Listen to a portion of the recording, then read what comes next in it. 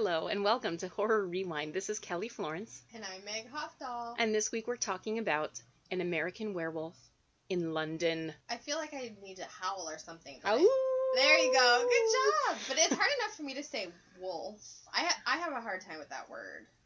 I want to say wolf. Yeah, some people do, and I noticed that about you when we first met.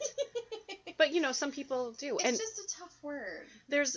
I had a substitute teacher when I was in second grade, and she's like, if you had a cup of water, and I'm like, what's water? Water. And I kept thinking, like, I was picturing sawdust, Yeah. but she was saying water, but she said water. Water. Well, And, yeah. you know, she was from the East Coast or something. You know, we all have these things. And wolf, I just have to, like, really think about it when I say it. Wolf. It's just a tough one for me. There are some words, like often and often, that people pronounce differently. Polka and polka. How about people who just do all sorts of different things with supposedly? Supposedly? Supposedly? I don't even know. Yeah. Or, what are some other ones? People say especially. Irregardless. Yeah. Yeah, that's a good one. Etc. Etc. Instead of et cetera. All right. Oh boy. Yeah, this is really exciting. This is really exciting. Woof. Woof, woof. How are you? Good. How are you? Good. We are in September. I love fall. Yes. And I have a question for you because this Okay. relates to fall time. Okay. Did you go to high school football games? Yeah, like twice. I think I mean, if anyone knows, I do not care about sports. I have zero interest in sports, but I think I just went, like, you know, homecoming, like, when I was in high school, maybe 9th and 10th grade or something. Well, you know, the fall always makes me think, and football season is upon us. Those Friday night lights are on. The high school football games are on Friday nights, at least in our state. Mm-hmm. And the smell of fall, that echoing number 45, the ball carrier, all of that. It's so nostalgic, and I love it. I don't love football either, Yeah, but that makes you feel fall. Yes. Yes. And I love it. I love fall. We used to go to football games, like in older elementary and junior high. You just go to see, like, the boys in your class. Well, yeah, exactly. It's not like we're going to watch the game. Yeah. But, so that reminds me of fall. And a shout out to one of my top 5 favorite TV shows of all time, Friday Night Lights. And I haven't watched it yet. I know that you're, like, a lot of people stay away because it's like, well, it's about football and I don't like football. But it just is a show that happens to have football in it. It's about the relationships. So that's what makes it good, the relationships. So good. It's so good. Coach and Mrs. Coach, you're going to love them. All right. I got to get on it. I got to watch it. But yeah, I definitely am turned off by the whole sports thing. I'm just like, ugh. And it just happens to be, it's a really fascinating culture, though. I guess life in a football town in Texas is a lot like that, and you'll be fascinated. Okay. And Landry is in it. His name is Landry. I'm calling him Landry. I'm like, who? The guy from Breaking Bad. Oh, he's getting married to Kirsten Dunst. Is that her? Oh my God, are they getting married in real life? Yeah, you didn't know that? You didn't know that? I blocked that out. I remember now. They're a Oh my couple in God. Fargo, and they're together and they're engaged. His name is Landry in Friday Night Lights, and he's gonna be your favorite. What's his name? Oh well. Jesse Plemons. Yeah. Oh my God, I forgot that they were getting married. I love them. Okay. That's a cute couple. Landry, do you know, his character would be freaking out that he even met Kirsten Dunst and he's marrying her. Oh, cool. Okay, well, I gotta watch it. Oh, that's so cute. I gotta watch Friday Night Lights. There's So, a lot of shows that you tell me not to watch, and I haven't got around to it yet. It's okay. Like, some things I have just made peace with that. You'll never watch. I'm kind of stubborn sometimes. That's okay. Sorry. Okay, so tell us about this movie and when you first saw it. Okay. Well, actually, I saw An American Werewolf in Paris first. That came out in 1987. I remember watching it in a hotel with my parents. I thought it was cool. I look back on it now, and I don't think it was a good movie, but at the time when I was 13, it seemed really good. So and my dad likes werewolves a lot. Like, he has a thing about werewolves. He loves Silver Bullet. Oh, yeah. Like, he really likes them. So, I realized I had never seen American Werewolf in London at the time, and so I think shortly thereafter, I rented the original from Blockbuster or something. So I was a little older. So that's an interesting way to come into it because you saw the remake first, which, you know, we do sometimes. But my first experience with this movie, I've mentioned this before, was that John Landis directed the Thriller video for Michael Jackson. And in that documentary, they show a lot of clips of this movie. And so then we rented it. And now, and I haven't seen it since then, and rewatching it, it's like, oh, there's a lot of mature content in this movie. So much. Holy crap. So much. I'm glad that my kids weren't in the room when I was watching this. Yeah, I kind of was thinking that when I was watching it. I was like, oh, I don't think Campbell's going to be watching this one. So, a little background. It came out in 1981. It's starring David Naughton, Jenny Agutter, and Griffin Dunne. What's kind of interesting, Griffin Dunne, who plays his friend who dies, he is the older brother of Dominique Dunne, who is the sister in Poltergeist, who was murdered around the time of Poltergeist coming out. So that's kind of interesting. He's still alive and acting. It came out the same year as two other werewolf movies, The Howling and Wolfen.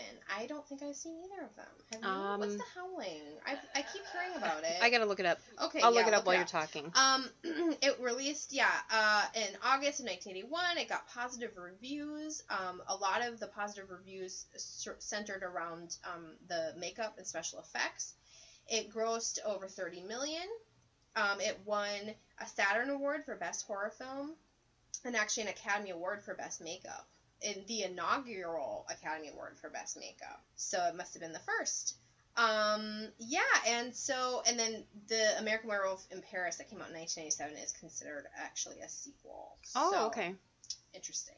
Now, and John Landis, who directed it, as you said, he directed the Thriller video, and he's actually more known for filming, for being the director of comedies like Animal House. Well, and is this considered a horror comedy? Yes, it's considered a horror comedy. Yeah, so I was going to say, like, I can see that, but there's a lot of terrifying imagery and creepy things in this, and absolutely the special effects makeup is so well done. So good. This is 1981. Yeah. I mean, this is before a lot of movies that we've been talking about lately.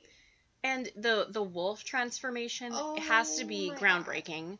Yes. I remember on SNL in the 90s, Christian Slater was the host, and they did like this cheesy riff on somebody transforming into a wolf, and it was really, like, you could tell it was like a zipper in the back, and he'd put a little more fur on every time he bent down from the camera view. But this is like... It's amazing. Good. Okay, I love this movie. I loved it. I haven't seen it in a while. The beginning, it has the great 50s music. It has great music throughout. It's very kind of cheesy. A lot of the music's are about, songs are about, like, the moon and stuff, but I loved it. I see a bad moon arising. Yeah, there's some CCR. I love the setup of these two guys backpacking through Europe. I instantly thought Hound of the Baskervilles when they were like, and they actually referenced that. Yep.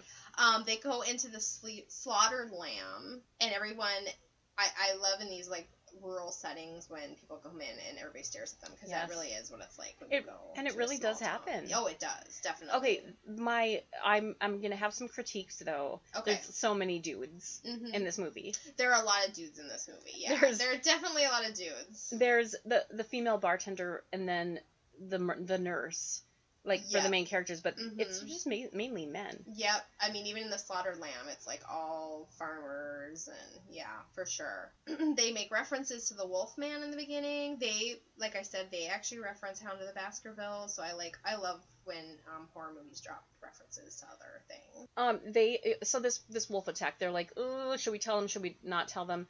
This wolf attack, I know we don't know what would happen until it happened, but he totally runs away from his friend getting attacked by this wolf. What do you think your reaction would be? I was like, what?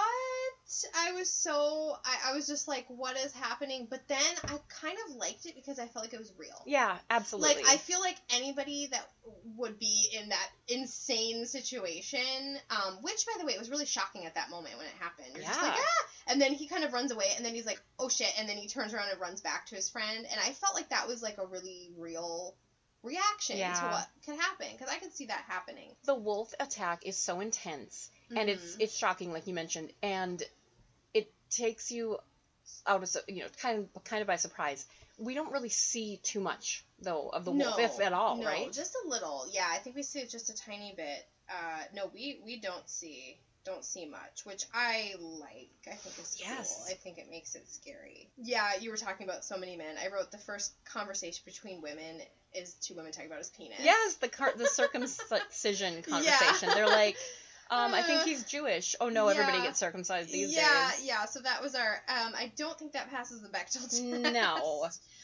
I like the dialogue in this movie. I feel it's really clever. It's really clever. It's really real. Like, the two guys in the beginning, and even when he gets to the hospital, like, I just feel like it's well written. It is, and it's well acted. Yes, because it is, it's the lead guy. I don't know what else he's been in, but he's just really casual and real.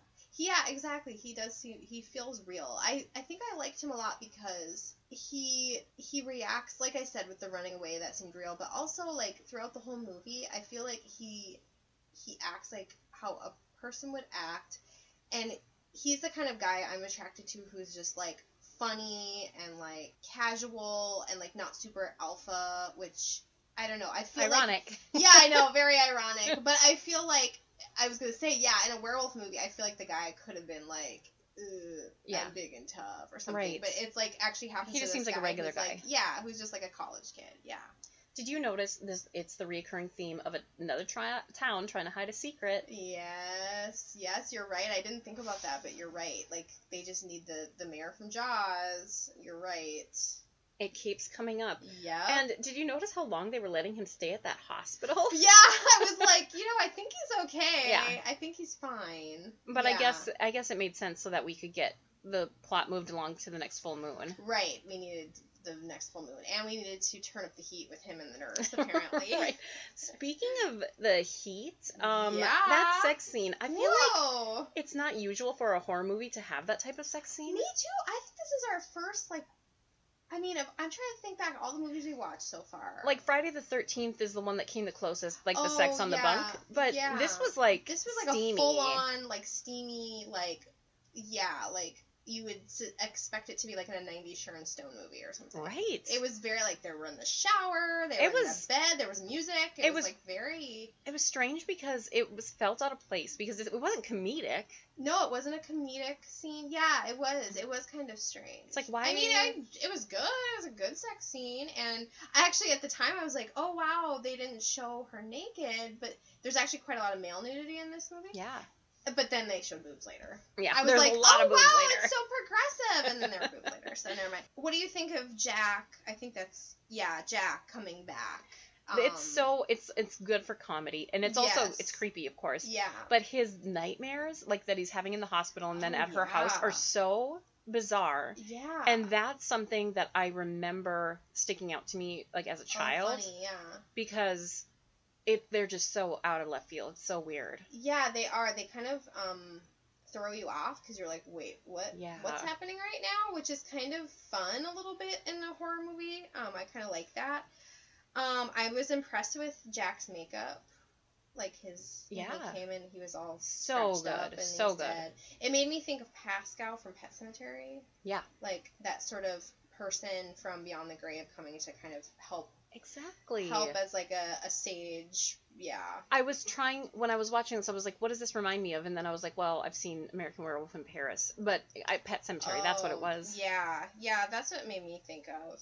I wrote, the nurse might have a fetish for weirdos. Right. I mean, there's some red flags. I like this guy. I like the main guy in this movie.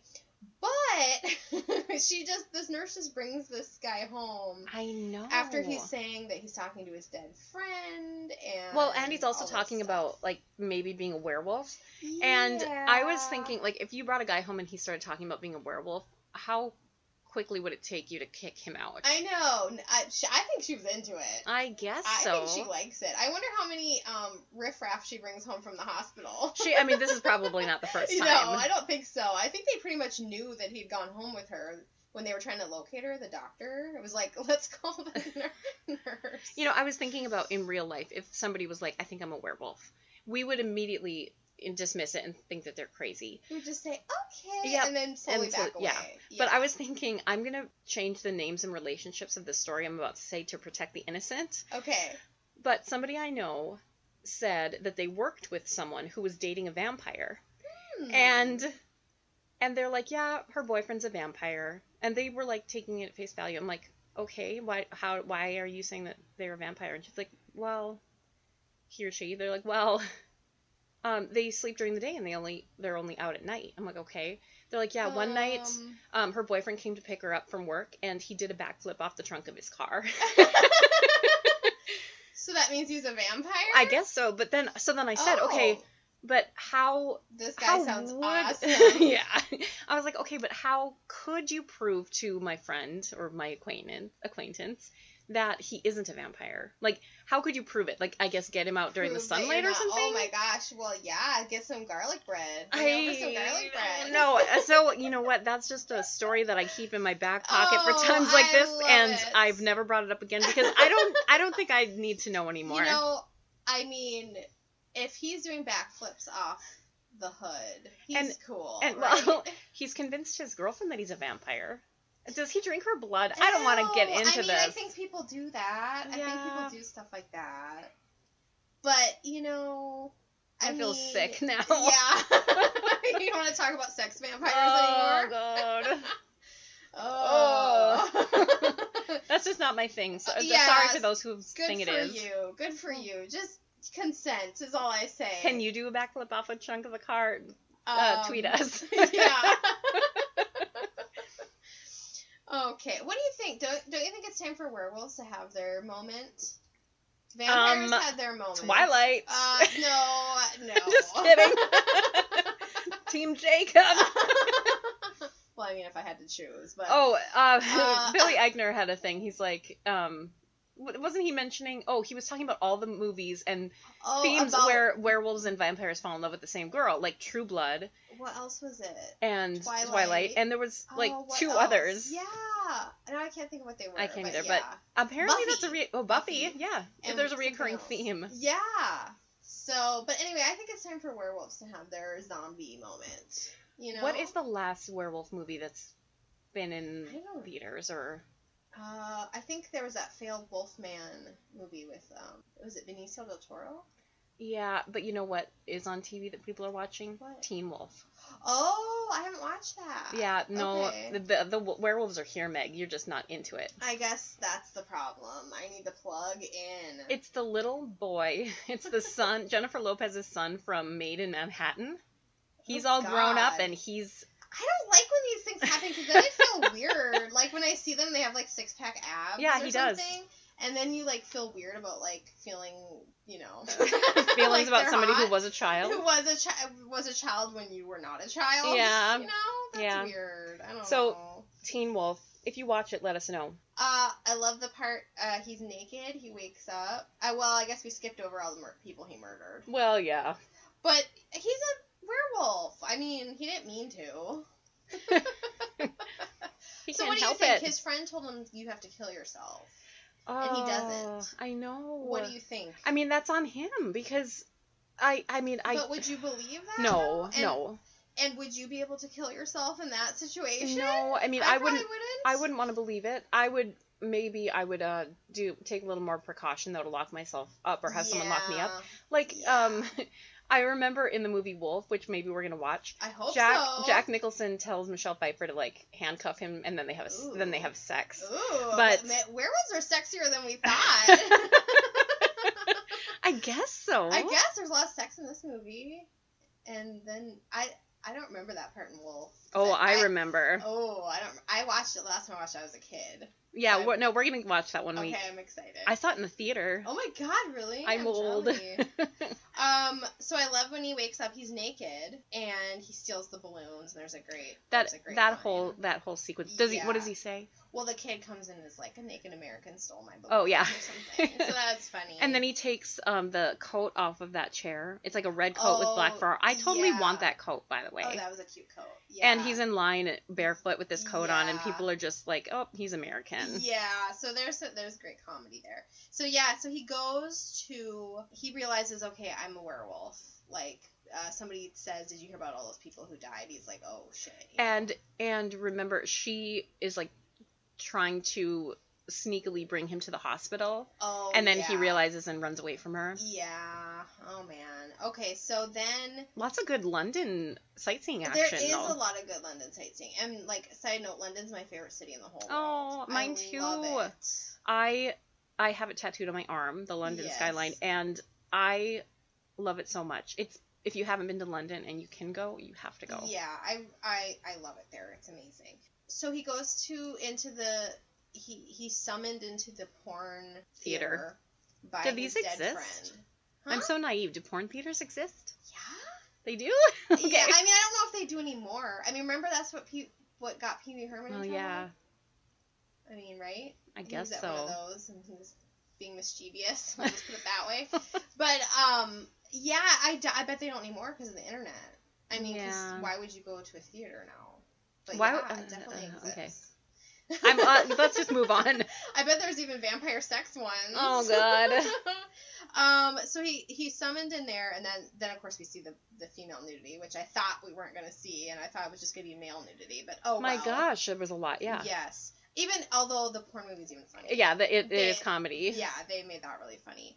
So basically, then the climax happens. Oh, his friend has disintegrated some more, right? Oh yeah, he's like a skeleton. It looked pretty good. It looked totally good. Yeah, and then there's even comedy because then the people he killed the night before are there in the theater watching porn with everybody, and there's some funny lines and stuff there too. So his friend's makeup at this point, it reminds me of the burned up guy smoking a cigarette in Beetlejuice. Oh yeah. We're going to talk about that in a few weeks, but it was like that sort of bare minimum. Yeah, it's funny. I love it. It was really good. Okay, so what do you think of the climax? This whole sequence of he's now a wolf and he's running through the streets of London and people are just screaming and there's actual consequences. Even though this is a horror comedy, there's people being torn and run over. Oh my gosh, there's somebody like gets run over and then crushed between two cars. Like it's really horrific. It is. It really that's what I love about this movie because I love comedy and horror. I love romance and horror, and there's some of that too. And I love when there's the comedy juxtaposed with, like, real, like you said, real consequences and stakes. And I just think this is a great example of that, where it's like, holy crap, like, I was watching it and, like, I could feel my eyes getting big at, like, some of the gore and violence. It was really cool. And I didn't remember, like, so at the end, he's cornered in this alley and they're ready to shoot him.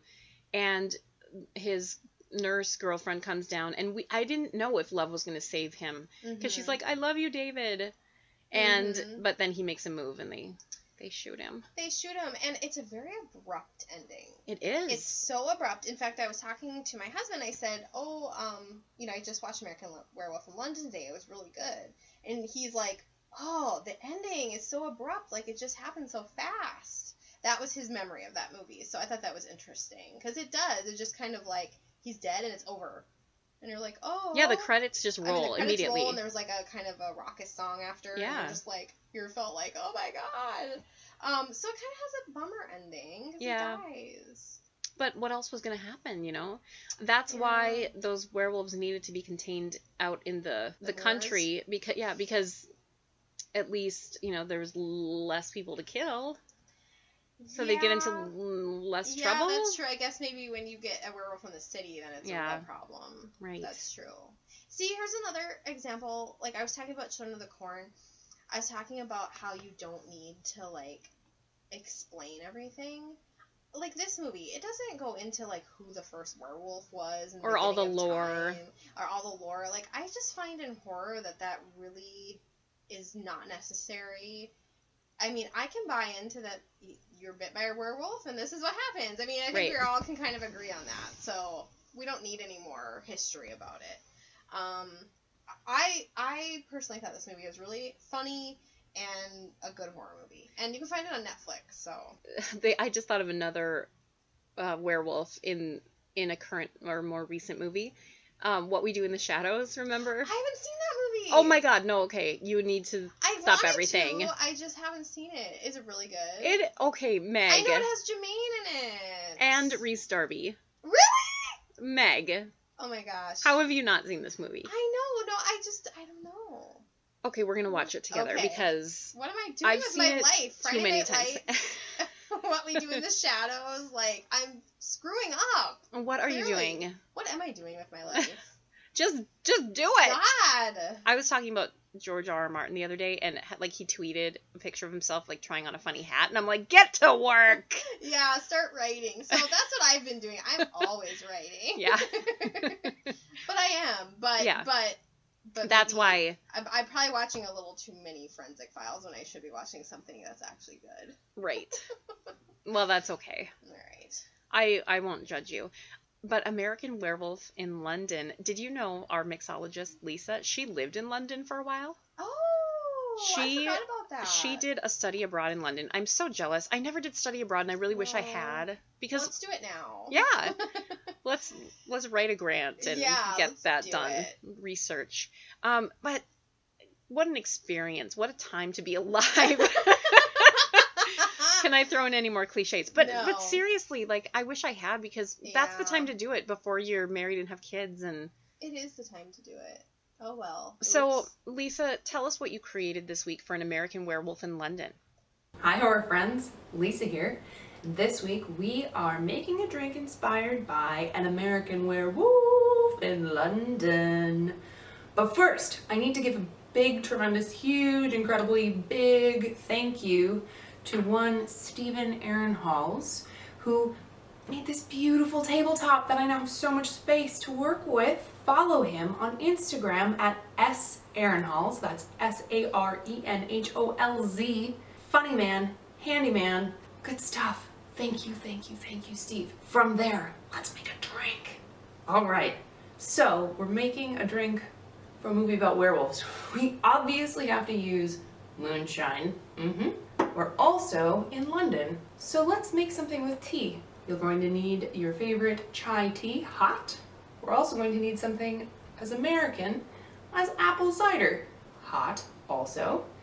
We're going to need 1 cinnamon stick and 1/4 of a lime. Let's make a drink. So let's take 1.5 ounces of this moonshine. Then let's take, we're just going to use a coffee cup, obviously.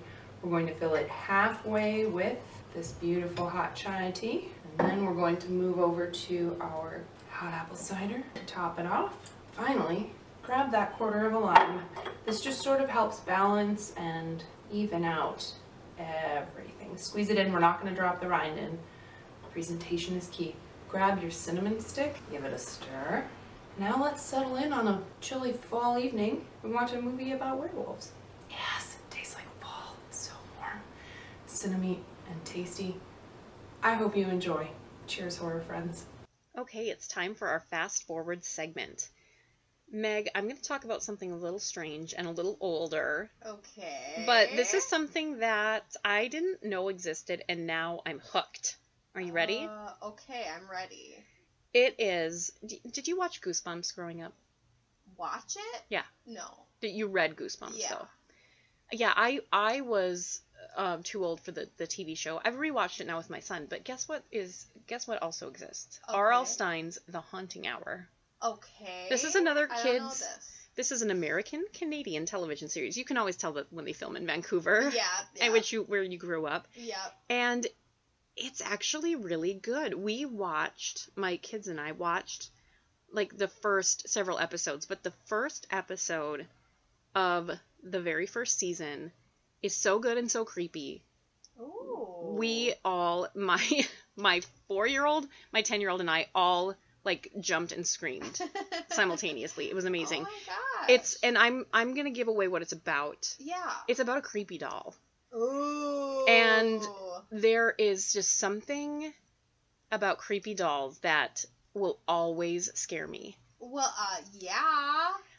I mean, yes, there's so many creepy dolls. So is this creepy doll like in every episode? So no, let me tell you the setup of this episode, and they do bring. Wait, is this an anthology or is this? It's every episode is a different story. Oh, okay. This is available on Netflix, and. Was it made for Netflix? No, it was. I think it was on TV, but it only lasted a few seasons. Okay. Let me tell you. So it's called The Haunting Hour, and there's 4 seasons, and like I said, different different stories for each episode.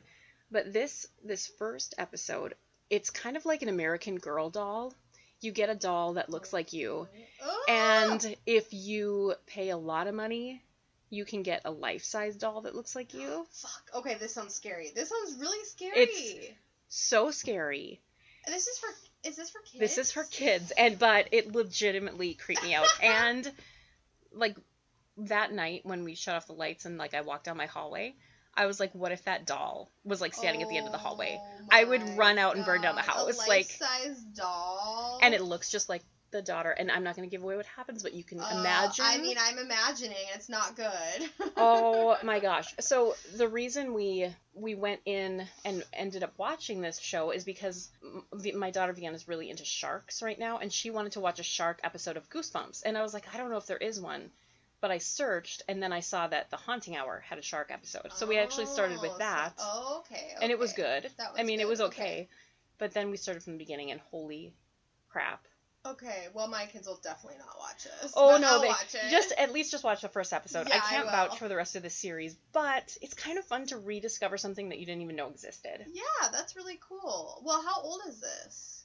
2012. Oh, okay, so it's not that old. Yeah. Okay. And so, it's kind of like Goosebumps ended and then this happened. Did you have your kids watched or read Goosebumps? No. I want to get my 10-year-old started on Goosebumps, but I haven't yet because he doesn't like to do anything that I recommend. Wait a minute. He sounds like me. Wait. Yeah, Meg, you should watch this. No. I have to, if he's going to read it, it's like it needs to be on his own discovery, you know what I mean? Yeah. Like if I'm ever like, you've got to read this, like I've tried to like shove books down his throat before and it doesn't work, so I try to be more sly about it. But yeah, it takes time, How did you discover horror fiction when you were a kid, or did it start with horror movies? I mean, it definitely started with horror movies. I mean, I was watching those when I was still reading like Sweet Valley High books, but then I started reading Goosebumps, and then I'm actually, like, I feel like Roald Dahl is kind of a window into horror fiction. I know, maybe people wouldn't see it that way, but, like, Witches and even Matilda and James and Jack Peach, like, they all have kind of a scary element to them. Yeah. And then, I started reading, like, Agatha Christie and Shirley Jackson and Stephen King and all that. But okay. Goosebumps was definitely, like, a way I got into it, for sure. Okay, cool. I'm curious what the kids are reading these days. Yeah. I know Campbell's reading these old Goosebumps books, and then, there's some Five Nights at Freddy's books now, because he really likes that. So that's brilliant of them. I know. Well, anything to make more money. Yeah. We'll buy it. Yep, no kidding. So we had some scary shows when we were kids, and kids seem to have more these days. Can you think of any other shows, or what are your kids watching? Anything that's scary, like on Nickelodeon right now? I mean, I think I've seen some ads sometimes for, like, scary shows, but I can't think, like, I've established my kids don't like a lot of scary stuff, so they don't really seek out that too much. I don't know. I used to watch a show called Eerie. Oh, Eerie, yeah. Pennsylvania. Yeah, I remember that. What was that? I remember liking it. Yeah, there was weird things happening. And do you remember, was it called Amazing Tales or Amazing Stories or something? Oh, yeah. Yep. And, Unsolved Mysteries, but that's... Yeah. Here's something that haunts me from, remember that show Rescue 911? Did you used to watch that show? No? No. Oh my gosh. Okay. That show had a episode where a woman, this is all real, she was walking by her garage door. Have I told this before? It haunts my dreams. The garage door started to go up, and her hair got caught in the garage door, and it lifted her up by her hair and ripped her scalp off. I think you have mentioned this before. Because I have a thing about it. I don't really have long hair, but I mean, my hair's been longer, but it's longish. And it's like one of those things that sticks in your child brain, and, like, I don't like being around garage doors or, like, being anywhere, because, like, I just think of that. You know what I mean? It reminds me of the scene from Scream. Yeah, that's right. Yeah, so I don't like garage doors, because I feel like my hair is going to get ripped out. So that's interesting, and that actually happened. Yeah, that Rescue 911 was, like, real stories. Oh, okay. Yeah. And then there was Unsolved Mysteries. Right. I used to watch that. and there's America's Most Wanted, where my brother convinced me that we'd seen somebody and that we needed to call the number to tell John Walsh. Gosh. But he totally convinced me. He was like, remember we saw that guy at the pet store by the fish tanks? I was like, yes. Yeah, we saw him. Like, I totally believed it. But yeah, those are all I watched all those shows that were kind of creepy. Unsolved Mysteries, like, his voice. It was his voice that did it, you know? Definitely. Else? Well, I just remember I always liked scary things even before I could read about them totally or watch everything. I guess I started with watching. But I remember in first grade getting like a scary book from the library and you know, a kid's book, and reading it to my class, like asking the teacher if I could read it to the class because I wanted to share this scary stuff. I know. And that's the thing, and like, well, I didn't share this with our It episode, but it's something I thought I remembered. I remember going to a sleepover, and all the other girls at the sleepover were talking about It, the movie. And they were all talking about how awful it was because it was so scary, and they were never going to watch anything like that ever again, and they hate clowns, and they hated it, blah, blah. And I was just sitting there like, I don't understand. What do you mean? Like, it's scary, so how's it awful? I can't make that, like, you know? But that's, as a kid, when you like these scary things, it's really hard to I don't know, to see other people be like, well, it's scary, so I hate it. Yeah. It's like, wait, what? That doesn't make any sense. But I like, love it. haunted houses exist because people like to be scared, right? Or is it different? Well, there are some people, like my sister, who go through haunted houses like with their eyes closed, hanging on to somebody, you know? Yeah, that's true. That's true. And I guess there's enough people in the world that like scary things, so we can still have scary movies and scary books, which is good. So, hello, fellow scary fans. Yeah, no kidding. Hey, we've got to do our rankings. Oh, okay. We're ranking American Werewolf in London. Should we do full moons? Yeah, that sounds good. Out of 0 to 10 full moons, 0 being you hated it, 10 being it's a perfect movie, what would you rank An American Werewolf in London? I love it. I'll give it a 9. That's great. I would give it an 8, but I loved it too. Yeah. How about The Haunting Hour?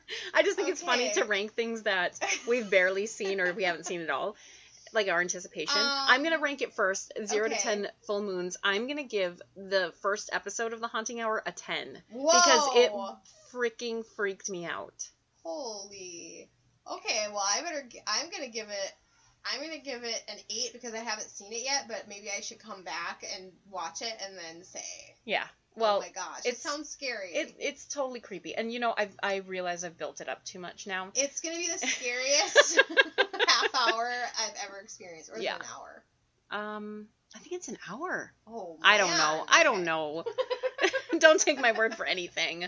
All right. But you're going to enjoy it. Guess where we are tonight, where we're going to be tonight? Oh, my gosh. We're going to the Dead Carpet in Atlanta for the Women in Horror Film Festival opening ceremony. Yay! It's going to be so fun. We're going to mingle. And if you happen to be in the Atlanta area, we are in Peachtree City. And there's going to be a lot of films, a lot of horror writers, directors, actors. Yes. All sorts of people. All these movies have women involved in them. So amazing. Yeah, so it's really exciting. They're going to be showing the movies at the film festival. Kelly and I are going to be there. Meg's, one of her stories is up for an award. Yeah, the screenplay for my short story Guts is up for an award on Sunday night. So it's all exciting stuff. Yeah, so have a great week, everybody, and make sure to follow us on social media, give us a call on our Anchor station, and we'll see you in the horror section.